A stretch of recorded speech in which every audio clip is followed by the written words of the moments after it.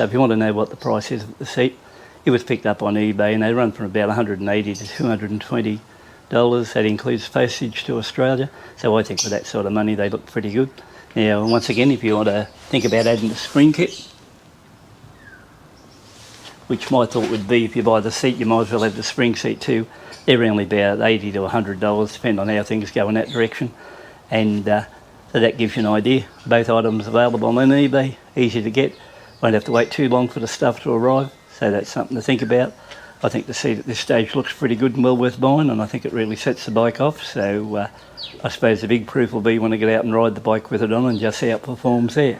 So that's a little bit of a heads up on the seat cost and what are you up for. So $300 Australian will get you out of trouble.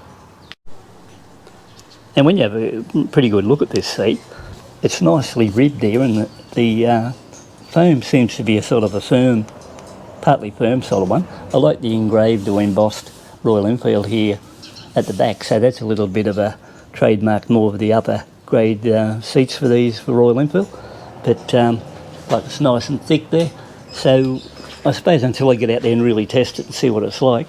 But from what I've been told about the touring seats on the medias and stuff like that, they're a little bit firmer than the stock one in the beginning, and you might find it a little bit hard on the ride. But the further you go, like if you're riding the bike for several hours, that's when I think it should come into its own. But from my point of view, I won't be going out and doing any huge amount of long runs on this bike. And a lot of things when you put on motorbikes, you must admit, you put them on there as visuals only, and you know, if they work, they work, and if they don't, they don't. But this one here, I'm really starting to think it looks pretty classy the way it's set up there now with this. And you know, like there's no doubt if you buy the seat, you've got no choice, you've got to buy these rear spring kit for it.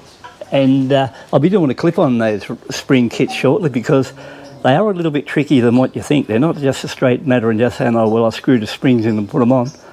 I did that the first time and got it wrong, had to pull it apart, put it back together again.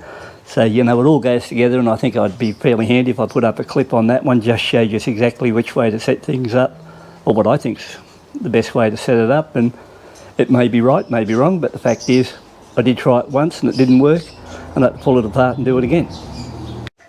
Yeah guys, so how I got onto this, I ordered the aero visor for the Halcyon Grey, and when it arrived I just couldn't decide which way to go. So I'll be doing a clip where I put this one on, it'll be on the next clip. Painted this one here matte black, and I really think the matte black on this one really looks better than what it was without it, just that little narrow band with the peak on it. All I've got to do is put the headlight back on.